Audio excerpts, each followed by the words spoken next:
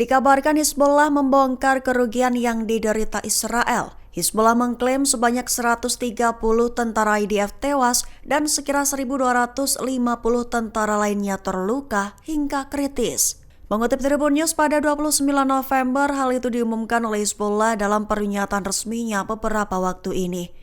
Kerugian yang dibongkar Hizbullah tersebut adalah kerugian yang dialami IDF sejak pertempuran bulan September 2024.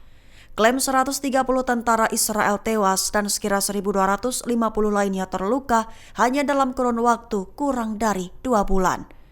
Selain itu, Hizbullah juga mengklaim telah menghancurkan 59 tank Merkava, 11 bulldozer militer, 2 kendaraan lapis baja, dan menjatuhkan 6 pesawat nirawak alias drone. Juga menyoroti bahwa lebih dari 300 garis pertahanan telah dibangun sebelum invasi darat Israel yang dimulai pada 12 November lalu. Hizbullah mencatat bahwa IDF telah mengalami kerugian besar di beberapa kota, termasuk Bayada, Qiyam, dan Ainata, di mana mereka terpaksa mundur sebanyak 3 kali. Pernyataan tersebut menambahkan bahwa pasukan Israel gagal menduduki kota-kota garis depan dan tidak mampu membangun zona militer yang dirasa aman. Pemimpin gerakan Ansar Allah Yaman, Sayyid Abdul Malik Al-Houthi menyebut bahwa Israel gagal dan frustasi mencapai tujuan dalam melenyapkan dan memaksa Hizbullah pergi. Mengutip Al-Mayadin pada 29 November, hal itu diutarakan Al-Houthi dalam pidatonya beberapa waktu lalu. Awal pidato Al-Houthi menyatakan bahwa era kekalahan berakhir, sementara era kemenangan telah dimulai. Baru setelah itu Al-Houthi menyatakan bahwa Israel menghadapi kegagalan dan frustasi karena tidak mampu mencapai tujuannya. Terkhusus tujuan dalam melenyapkan Hizbullah atau memaksa meninggalkan jalur perlawanan. Selain itu, Israel juga disebut gagal membawa perubahan politik di Lebanon karena serangan balasan Hizbullah yang kuat, termasuk serangan rudal terhadap Tel Aviv dan pangkalan-pangkalan militer Israel. Al-Houthi juga menguraikan kegagalan Israel dalam operasi darat dan ketidakmampuan mereka mencapai hasil nyata di medan perang meskipun mendapat dukungan luas dari Barat, khususnya Amerika. Peledak rakitan dan mortir dilaporkan telah membunuh pasukan IDF di wilayah Gaza Utara. Niat menargetkan kendaraan tempur, tapi awak di dalam Ranpur dilaporkan ikut tewas meledak. Mengutip Al-Mayadin pada 29 November, aksi itu telah dilakukan oleh perlawanan Palestina dalam serangan hari ke-419 Operasi Banjir Al-Aqsa. Rinciannya, Brigade Al-Quds telah melancarkan serangan terkoordinasi dengan serangkaian tembakan mortir. Serangan itu dilaporkan telah menargetkan beberapa posisi tentara Israel dan kendaraan mereka di sepanjang rute kemajuan di Gaza Utara. Namun diketahui selain di Gaza Utara, perlawanan juga melakukan serangan di wilayah Gaza Selatan, di mana pasukan martir Omar Al-Qasem juga mengumumkan bahwa mereka berhasil meledakkan alat peledak pinggir jalan.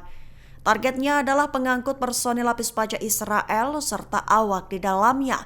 Mereka mengkonfirmasi bahwa ledakan itu menyebabkan jatuhnya korban, mengakibatkan mereka tewas atau terluka di lingkungan Al-Janin di sebelah timur Rafah di Gaza Selatan. Serangan Hizbullah ke jantung Tel Aviv dan Haifa dinilai sangat efektif untuk mengakhiri perang. Mengutip Al-Mayadin pada 29 November, hal itu diumumkan oleh Panglima Tertinggi Korps Garda Revolusi Islam atau IRGC Iran, Mayor Jenderal Hussein Salami pada Kamis 28 November kemarin. Salami menyebut bahwa Hizbullah sukses memaksa Israel untuk menerima gencatan senjata, serta memaksakan persyaratannya melalui serangan dahsyat dan serangan rudal jauh ke Tel Aviv. Ia menekankan bahwa penargetan rudal ke Tel Aviv dan Haifa yang menjadi pusat politik dan ekonomi Israel disebutnya sangat efektif untuk mengakhiri perang. Salami juga menggambarkan bahwa persetujuan Israel atas gencatan senjata dengan Lebanon sebagai kekalahan besar,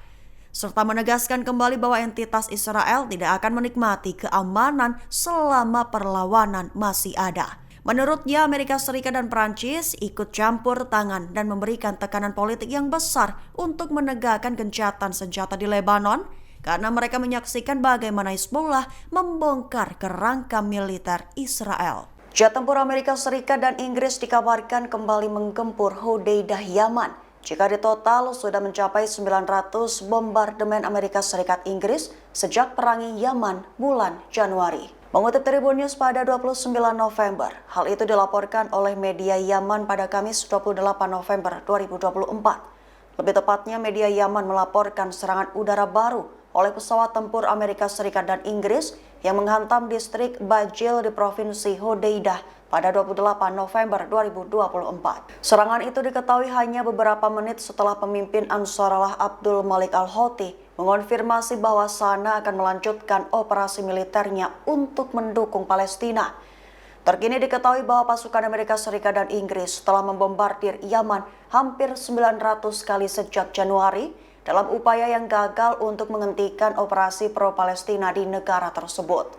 Tentara Lebanon mulai bekerja sama dengan Hizbullah untuk memperluas otoritas. Tentara Lebanon dikabarkan mulai mengambil alih keamanan di perbatasan selatan. Mengutip Tribun News pada 29 November, anggota Parlemen Hizbullah Hassan Fadlallah bersuara soal hal itu pada Kamis 28 November 2024, di mana tidak akan ada masalah apapun antara Hizbullah dengan tentara Lebanon, melainkan kerjasama. Diklaimnya bahwa kedua pihak ingin negara memperluas otoritasnya dimanapun serta mempertahankan wilayah. Dengan begitu, setelah dimulainya implementasi perjanjian gencatan senjata, perhatian Lebanon dan komunitas internasional beralih ke peran tentara Lebanon pada tahap selanjutnya. Upaya itu diyakini banyak orang akan menjadi titik balik dalam sejarah negara tersebut. Kini tentara Lebanon melaksanakannya untuk meningkatkan penempatan di selatan sesuai dengan resolusi internasional nomor 1701.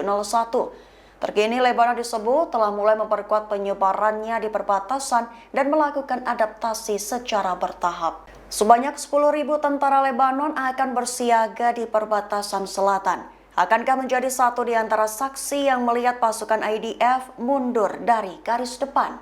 Mengutip Tribun News pada 29 November, hal itu menurut pernyataan Menteri Pertahanan Lebanon Maurice Shlim kepada saluran TV Al Jazeera, Kamis 28 November 2024. Lebih tepatnya, pemerintah Lebanon berencana menambah jumlah pasukan menjadi 10.000 personil. Sembari ditekankan olehnya bahwa hanya tentara Lebanon dan pasukan sementara Perserikatan Bangsa-Bangsa di Lebanon atau UNIFIL yang akan beroperasi di negara tersebut.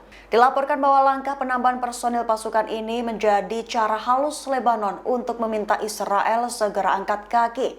Dan hanya perlu diketahui, gencatan senjata Hizbullah Israel di Lebanon telah terjadi secara serentak untuk jangka waktu 60 hari ke depan sejak diumumkan Rabu 27 November 2024.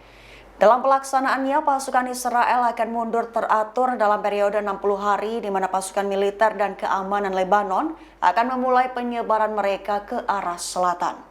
Israel dilaporkan kembali ditinggal sekutu. Terbaru, semua negara anggota Uni Eropa berjanji akan melaksanakan surat perintah penangkapan Perdana Menteri Benjamin Netanyahu dan mantan Menteri Pertahanan Yoav Gallant yang dikeluarkan oleh Mahkamah Pidana Internasional atau ICC. Mengutip Tribun News pada 29 November, pernyataan itu diungkap langsung oleh juru bicara Uni Eropa, Peter Stano, kepada Anadolu, Jumat 29 November 2024. Pihaknya menegaskan bahwa Uni Eropa memiliki kewajiban untuk melaksanakan surat perintah penangkapan yang dikeluarkan oleh ICC. Stano juga mengungkap bahwa Uni Eropa sangat berkomitmen terhadap keadilan pidana internasional serta perjuangan melawan impunitas sesuai prinsip-prinsip yang ditetapkan dalam Statuta Roma yang menjadi dasar berdirinya ICC. Dengan begitu, beberapa negara anggota Uni Eropa menyatakan akan melaksanakan surat perintah tersebut jika pejabat-pejabat Israel itu tiba di wilayah mereka. Perlu diketahui di antara negara-negara Uni Eropa yang bersedia membantu ICC untuk menangkap Netanyahu diantaranya adalah Belanda. Download Tribun X sekarang, menghadirkan lokal menjadi Indonesia.